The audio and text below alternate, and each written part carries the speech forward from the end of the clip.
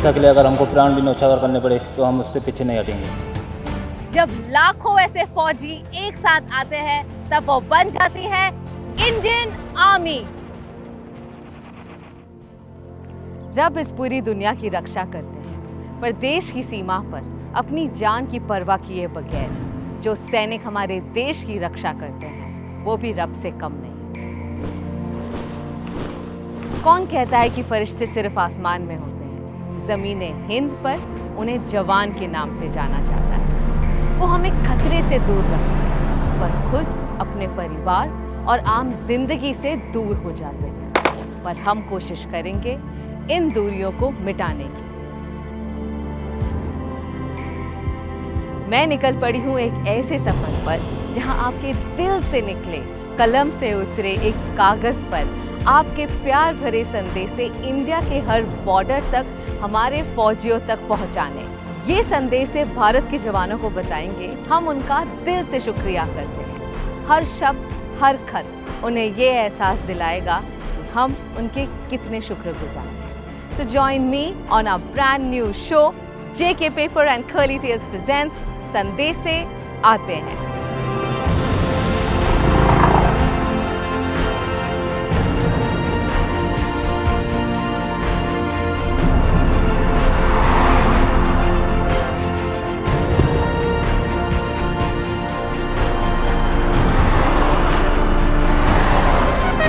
भारत माता की जय! भारत माता की जय! भारत माता की जय!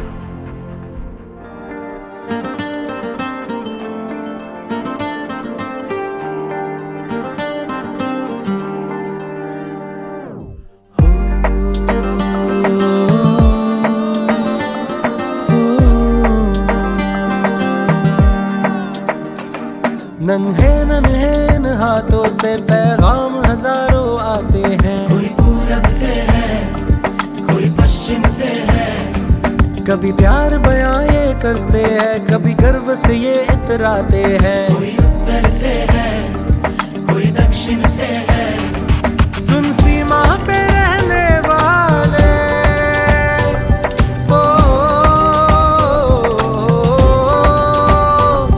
हर मुश्किल में जीने वाले हम तुझ पे शीश झुकाते हैं। ये संदेशे आते हैं, ये संदेशे आते हैं, ये संदेशे आते हैं, ये संदेशे आते हैं। सूरतगढ़ राजस्थान के गंगानगर में स्थित पाकिस्तान के बॉर्डर से सिर्फ 1.5 घंटे की दूरी पर है। इस गांव के लोग सीमा के इतना करीब रहते हैं कि उनकी जिंदगी और सुरक्षा डायरेक्टली इंडियन आर्मी पर डिपेंडेंट है। जब तक जवान जिंदा है तब तक हम अपने आप को सेफ महसूस करते हैं यहाँ पे। 1971 के इंडो-पाक युद्ध के दौरान सूरतगढ़ ने बहुत अहम भूमिका निभाई थी, क्योंकि यहाँ से सेना की तेजी से डिप्लॉयमेंट और सामान भेजने का काम हुआ था। आज राजस्थान का ये मिलिट्री कैंट सैनिकों को हर तरह के ऑपरेशंस के लिए ट्रेन और तैयार करता है। राजस्थान जाना जाता है अपनी हॉस्पिटैलिटी के लिए, पर ये हॉस्पिटैलिटी सिर्फ मेहमानों के लिए है, बॉर्डर पर नजर डाले दुश्मनों के लिए नहीं। और इसीलिए मैं आ चुकी हूँ सूरतगढ़ में भारत के जवान भाइयों से मिलने और उन्हें ये संदेश से पहुंचाने जो जेके पेपर और कर्ली टेल्स ने देश भर से इकट्ठा किए हैं। तो चले अंदर।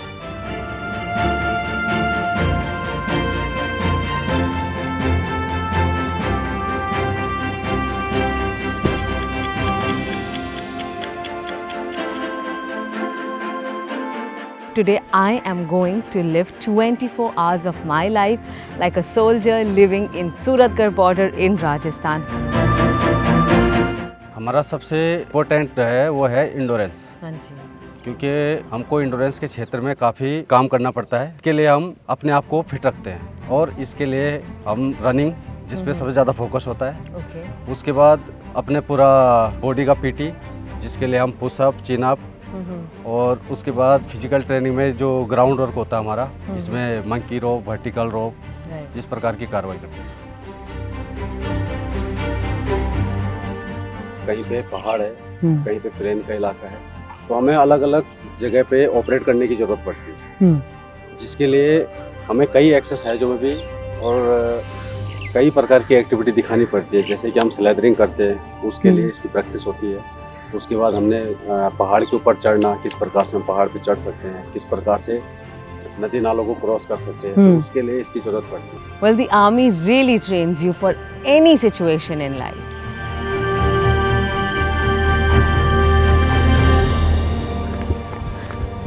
Very challenging. Hats off to our Indian soldiers जो ये रोज करते हैं.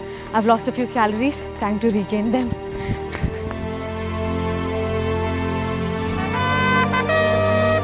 ट्रेनिंग के बाद फौजी अपना ब्रेकफास्ट कंपनी लंगर में करते हैं. सोचा आज मैं भी इनके साथ ब्रेकफास्ट करती हूँ और जानते हैं कैसा होता है इनका रोज का routine.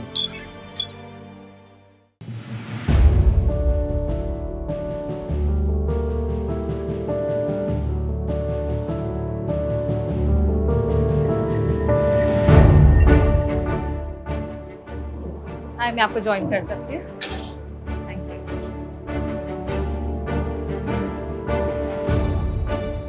You know there is a saying breakfast like a king, पर मैं तो अभी बोलूँगी ब्रेकफास्ट लाइक अ जवान, क्योंकि आप सब इतने फिट हैं. So I really want to know if we want to have a fit body like all our Indian jawans, किस तरह का ब्रेकफास्ट होना चाहिए हमारा. मैम ब्रेकफास्ट में हमारे मैक्रोन्यूट्रिएंट्स एंड माइक्रोन्यूट्रिएंट्स होने चाहिए, जिसमें प्रोटीन हमारा काफ़ी मेजर रोल देता है, ताकि जिससे हमारी विगरस एक्टिविटीज़ होती हैं उसमें काफ़ी अच्छा हमें रिकवरी देता है प्रोटीन. वीक के हर डे में अलग अलग ब्रेकफास्ट होता है. कभी पूरी अंडा, कभी संडे को जैसे आज छोले भटूरे बन गए, और सैटरडे को मोस्टली खिचड़ी होती है. इसके अलावा हमको कभी रोटी सब्जी मिलती है. कितने बजे सो जाते हैं आप लोग. Ma'am it all depends upon ma'am की ड्यूटी, मतलब जिसकी ड्यूटी रहती है वो तो ड्यूटी पे चले जाता है मैम. अच्छा. और मैम जो फ्री रहता है वो मतलब 9:30 तक सो जाता है मैम. ओह, और लेकिन उठते सब जल्दी है ना. Yes, आज मैं देख रही थी आप लोग इतना एक्सरसाइज कर रहे थे. रोज की रूटीन होती है सुबह उठकर ऐसे एक्सरसाइज करना, संडे छोड़कर. ओके. Yes, ma'am. ये राजस्थान की पीक गर्मी है. I don't know how you guys manage. इसमें ट्रेन भी करना, रहना, कैसे मैनेज करते हैं आप लोग. It is the speciality of Indian Army that we are trained to work in every kind of situation and conditions, be it adverse weather conditions like this here in Suratgarh. But I want to test your food knowledge also. ठीक है, तो हम एक game खेलेंगे जिसका नाम है food antakshari. तो अगर जैसे मैंने कहा पराठा का एंड होता है ए से, तो ये जो जवान है यहाँ पर वो ए से कोई ब्रेकफास्ट डिश बताएंगे या कोई भी डिश खाने की बता सकते हैं. तो आलू पराठा, पर हमें बोलना बिल्कुल जवान स्टाइल में, जैसे आप लोग चिल्लाकर बोलते हैं. ठीक है, are we clear with the game. 3, 2, 1 go. रोटी, इडली, इडियापम, मसाला डोसा. भूल गए. आलू गोभी, बैंगन का भरता, आमरस, सांबर, राजमा चावल, लिट्टी चोखा, कद्दू की सब्जी, जीरा आलू, लौकी का हलवा, वेज बिरयानी. एक और वेज बिरयानी. वैसे आप सब में सबसे ज़्यादा कोई अच्छा गाने वाला है आप में से, जिसे बहुत अच्छा गाने आते हो. पार्टियाँ होती हैं या कोई फंक्शन वगैरह होता है, किसी का फेयरवेल वगैरह होता है, तो उसी टाइम गाते हैं मैम. बेसिकली कोई स्ट्रेस में है, हाँ जी. थोड़ा हंसी मजाक के लिए गा लेते हैं. मैं बहुत स्ट्रेस्ड फील कर रही हूँ. तो मैम कौन सा गाना सुनना पसंद करेंगे? How sweet. आप बताइए आपका सबसे फेवरेट गाना कौन सा है. मैम बेसिकली हम तो उत्तराखंड से हैं, ओह, तो हम गढ़वाली गाना सुनाना पसंद करेंगे. हाँ जी. कि तेरी पीड़ा माँ दुई आंसू मेरा भी तोरी जाला पीड़ा ना लुकई, पीड़ा ना लुकई, जू हलकू हुए जालो तेरू भी दुई आखर चिट्ठी माँ लेखी दे, चिट्ठी माँ लेखी दे. मैम बेसिकली बोलने का मतलब ये है कि अगर मुझे दर्द हो रहा है तो मैं भी तेरी याद में 2 शब्द चिट्ठी में लिख के तुझे भेज दिया करूँगा. Oh how sweet.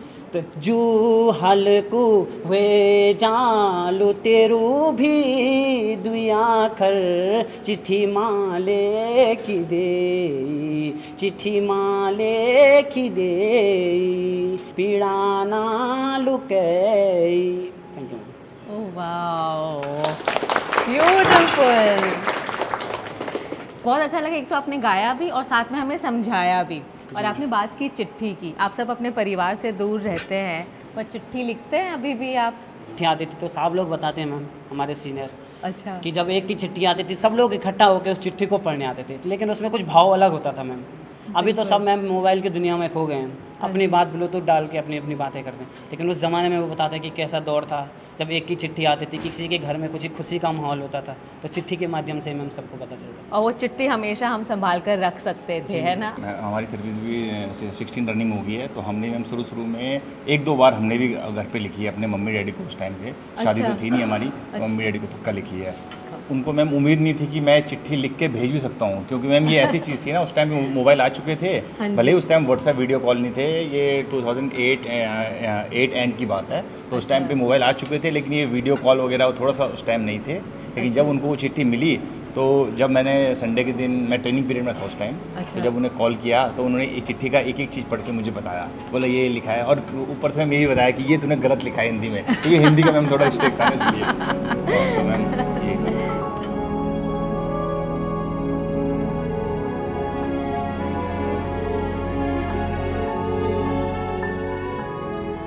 So nice to see the human side behind these strict looking soldiers।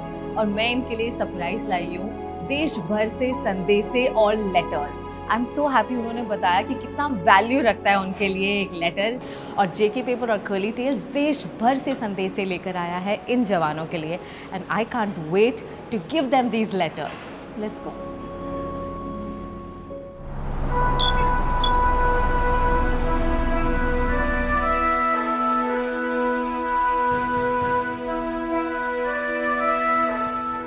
जय Hind Sharwan sahab. Jai Hind ma'am. Good morning. Good morning. है तो मॉर्निंग 9 बजे सुबह के, पर ऐसा लग रहा है जैसे दोपहर के 2 बजे हुए, इतनी गर्मी। मैडम ये राजस्थान का इलाका है, यहाँ पर इस महीने में तकरीबन यही मौसम रहता है। अच्छा। 40-42 डिग्री नॉर्मल टेम्परेचर यही रहता है अभी।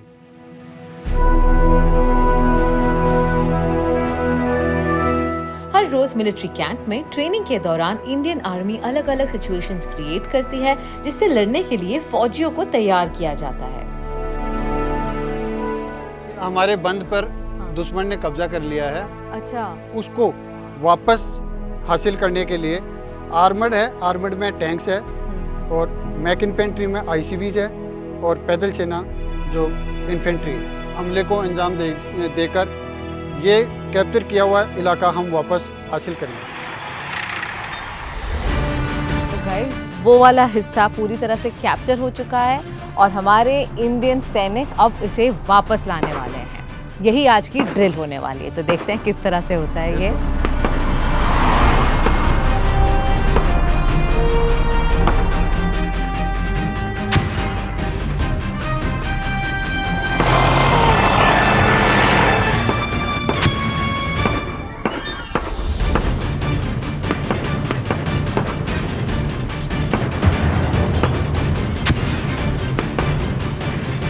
Sir, our tanks have actually reached that location. What does that mean? Ma'am the tanks have reached over there along with the infantry. और आपने देखा जैसे कि इन्फेंट्री ने धावा बोला, धावा बोलते ही उन्होंने दुश्मन को बर्बाद किया और अपना ग्राउंड जो अपना पोस्ट दुश्मन के पास थी उनको वापस रिकैप्चर कर लिया था। अभी टैंक्स अपना फायर पावर डाल के वापस अपनी उन लोकेशन पे वापस आ जाएंगे। Well, हम जीत गए as usual. It is such a sense of pride for us कि हमारी इंडियन आर्मी हर तरह की सिचुएशन के लिए तैयार है।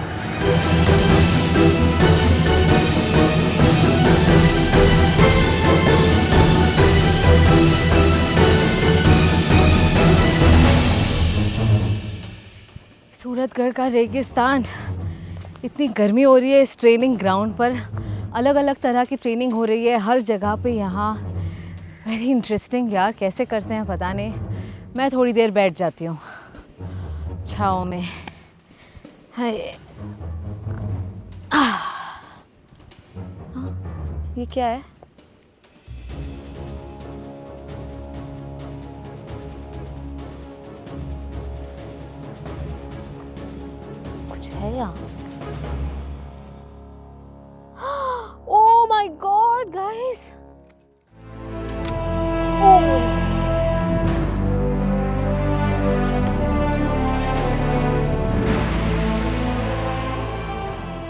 हम दुश्मन के इलाके में चल जाएंगे तो वहाँ अपने आप को छुपाने के लिए हमको हाइट का इस्तेमाल करना पड़ेगा। तो हाइट हमने ये ज़मीन के अंदर खोद के बनाई है। अच्छा। जिसमें जब हम अपने आप को पूरा कैमोफ्लेज करेंगे, अपने ड्रेस, वेपन वगैरह, इक्विपमेंट वगैरह और अपना पूरा फेस वगैरह कैमोफ्लेज करेंगे और इस हाइट के अंदर रहेंगे। इसमें जैसे कि आपने देख सकते हो हमारे 2 जवान अभी हैं। हाँ जी। इस ऐसी हाइट के अंदर हमारे 4 जवान रहते हैं। हमारा काम ही मैडम खबर हासिल करना है। जो भी हमें खबर, जो टास्क दिया जाता है वो हम खबर लेते हैं और अपने रेडियो सेट द्वारा कम्युनिकेशन के जरिए पीछे अपने हेडक्वार्टर में भेजते हैं। और ये यहाँ पे सर्वाइवल के लिए कैसे करते हैं अगर ये अंदर रहेंगे? सर्वाइवल के लिए तो हम जैसे अपना जितना ऑपरेशन का ड्यूरेशन होता है उसके लिए हम अपने साथ में खाना पानी कैरी करते हैं। साथ में अगर हालत देखते हुए अगर खाना पानी भी आ जाता है इसके अंदर, पूरा हमारा जो हमारा रुखसत है, जो सामान है उसमें पूरा अपना सामान, वेपन, इक्विपमेंट लेके चल जाते हैं। रक्षा के लिए अगर हमको प्राण भी न्यौछावर करने पड़े तो हम उससे पीछे नहीं हटेंगे। This is Indian Army for you.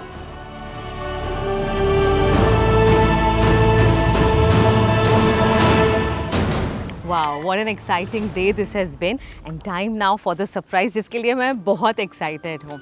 मैंने भारत के हर शहर की सैर करके आप सबसे प्यार भरे संदेशे इकट्ठे किए हैं on this paper। WhatsApp, AI और हाई टेक के ज़माने में इस कागज़ पर लिखे इन शब्दों का कोई मुकाबला नहीं। In fact, we received more than 1 lakh letters.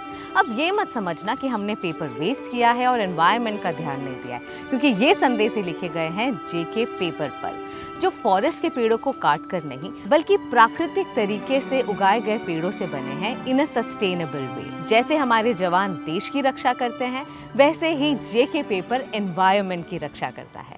So let's jump on to our special segment संदेशे आते हैं।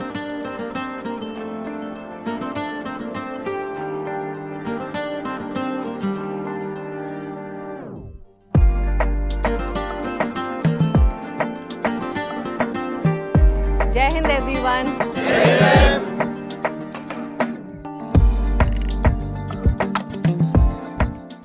आपकी लाइफ का सबसे ज़्यादा हैप्पीएस्ट दिन कौन सा था? कोई बता सकता है? सबसे खुशी वाला दिन आप बताएंगे? मेरी लाइफ का सबसे हैप्पीनेस दिन था जब मैं कारगिल लड़ाई लड़ रहा था। ओपी विजय में मैं 99 में वहाँ इन्वॉल्व था। जब कारगिल वार हुआ था तो वो मेरी लाइफ का सबसे हैप्पीनेस दिन था। मेरे को बहुत गर्व होता है कि मैंने एक लड़ाई लड़ी है। Can all give a round of applause to. किसी को अपना पहला दिन या जब भी अपॉइंटमेंट लेटर मिला था कि आपकी फौज में भर्ती हो चुकी है, वो दिन याद है? हाँ, मैं वो दिन भी याद है जब हम 30 जून 1996 को लेटर आया था, जब हम इनरोलमेंट हुए थे फौज में। अच्छा। तो लेटर मिला था, घर में काफ़ी खुशी थी और हम तैयारी कर रहे थे कि अब जो है हमें फौज में जाना, ट्रेनिंग के लिए जाना। तो आपको अपनी जो खबर मिली थी वो एक लेटर पर मिली थी, कागज पर? डाकिया आया था और उसने दी थी घर में कि ये लेटर है। फिर मैंने तो पढ़ा नहीं, मैं तो कहीं दूसरे काम से जा रखा था, लेकिन फादर ने वो लेटर पढ़ा, फिर बोला कि चलिए लेटर आया, तूने अब जाना है। कागज़ हमेशा हमारे साथ रहता है और हमारे इस शो संदेशे आते हैं मैंने भारत के हर शहर की सैर करके आप सबके लिए प्यार भरे संदेशे इकट्ठे किए हैं। मुंबई, दिल्ली, बैंगलोर, छोटे छोटे गांव से भी आप सबके लिए खत आए हैं।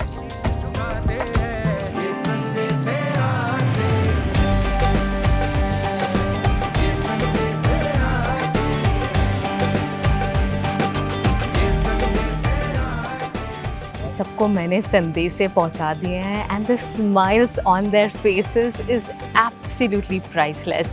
आई can't wait to know their reaction. तो चलो पूछते हैं किसको कौन सा लेटर बहुत पसंद आया।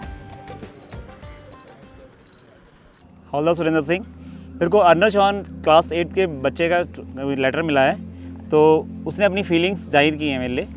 तो वो लिखता है कि यह खत आपके लिए है, आप हमारे देश की रक्षा करते हैं, आप एक हीरो हैं, आप देश की रक्षा के लिए अपनी जान भी देते हैं। पूरा देश का सैल्यूट आपके लिए है। अगर आप नहीं तो देश असुरक्षित है। आप इतनी मेहनत करते हैं, उसके लिए आपका थैंक यू।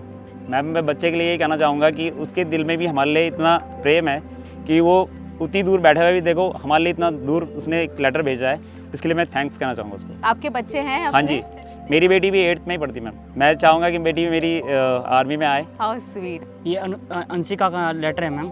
इनमें इन्होंने लिखा हुआ है, वीर तुम बढ़े चलो, धीरे तुम बढ़े चलो, हाथ में ध्वजा रहे, बाल दल सजा रहे, ध्वज कभी झुके नहीं, दल कभी रुके नहीं, वीर तुम बढ़े चलो, धीर तुम बढ़े चलो। उन सैनिकों को मेरा सलाम है जो हमारे देश के लिए दिन रात जगे रहते हैं। मैम जो मुझे लेटर मिला है वो परी शर्मा है, 6th स्टैंडर्ड की स्टूडेंट है। उन्होंने लिखा है धन्यवाद हमारी रक्षा करने के लिए, धन्यवाद हमारे लिए अपनी जान देने के लिए। अगर आज आप लोग ना होते तो हम इस तरह चैन की नींद ना सो पाते। बस मैं इतना ही कहना चाहूँगी, एक और चीज़, कृपया आप लोग अपना ध्यान रखें और सुरक्षित और स्वस्थ रहें। ये मैम मेरे सीनियर जैसे हैं और हाँ बहुत ही अच्छा गाना गाते हैं और एक गा कर सुनाएंगे। अच्छा चलो। ये है गाड़े वाली वीरों की गाथा जो भुलाने के काबिल नहीं है। ये है गाड़े वाली वीरों की गाथा जो भुलाने के काबिल नहीं है। दिया माता ने, वो दिया माता ने लाल अपना प्यारा जो भुलाने के काबिल नहीं है। ये वाली वीरों की गाथा जो भुलाने के काबिल नहीं है। ये गढ़े वाली वीरों की गाथा जो भुलाने के काबिल नहीं है।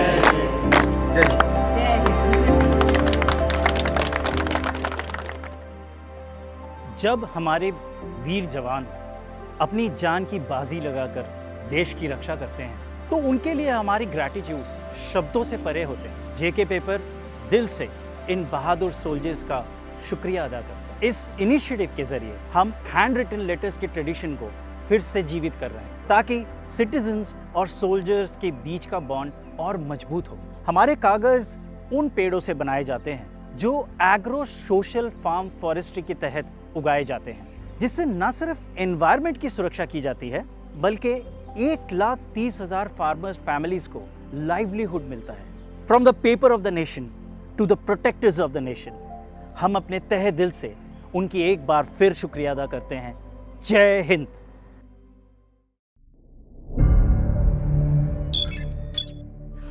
We are now heading into a very secluded part of the military camp, जहाँ हम एक्सपीरियंस करेंगे नाइट ट्रेनिंग।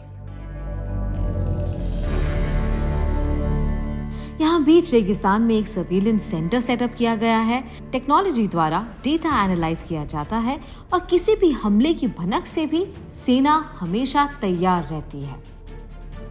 अब जब मैं रास्ते में आ रही थी मैंने अलग अलग प्रकार के जानवर देखे, पोर्क्यूपाइन देखा, लोमड़ी देखा, बिच्छू देखे।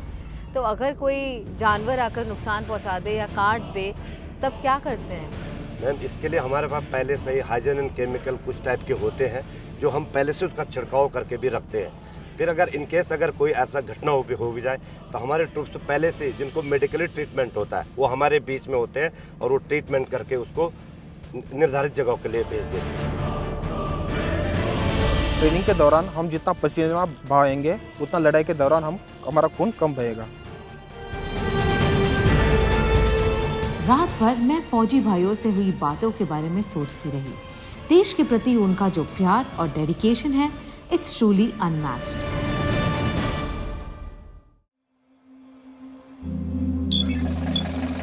सुबह होते ही हम निकल पड़े बीकानेर डिस्ट्रिक्ट में स्थित महाजन फायरिंग रेंज की ओर। ये इंडिया का सबसे बड़ा मिलिट्री फायरिंग और ट्रेनिंग रेंज है जो इंडिया पाकिस्तान बॉर्डर के पास है। इस लोकेशन की वजह से यहाँ हाई इंटेंसिटी ट्रेनिंग एक्सरसाइजेस होती है जो असली कॉम्बैट सिनेरियोज को सिमुलेट करती है। सूरतगढ़ का इंदिरा गांधी कनाल प्रोजेक्ट भी राजस्थान के लिए बहुत इम्पोर्टेंट है। इस प्रोजेक्ट ने इस एरिड डेजर्ट रीजन को एक फर्टाइल एग्रीकल्चरल लैंड में कन्वर्ट कर दिया है। But we are here with the Indian Army जो नेचुरल रिसोर्सेज को यूज करके अपनी मिलिट्री ट्रेनिंग करती है। और आज का मिशन ये है कि इस डेजर्ट में लैंडमाइंस है जिसे ट्रॉल्स की मदद से सेफ लेन में कन्वर्ट किया जाएगा। Let's see what solution they come up with. Let's go.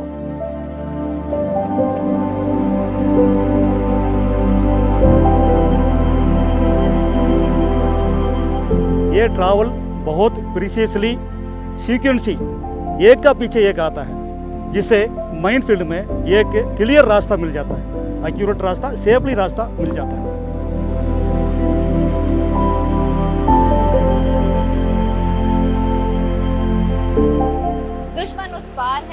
में पानी है, जाने का कोई रास्ता नहीं था, तो इंडियन आर्मी ने अपनी ही ब्रिज यहाँ पर लगा दी है ताकि फोर्सेस, सेना ब्रिज के उस पार तक जा सके।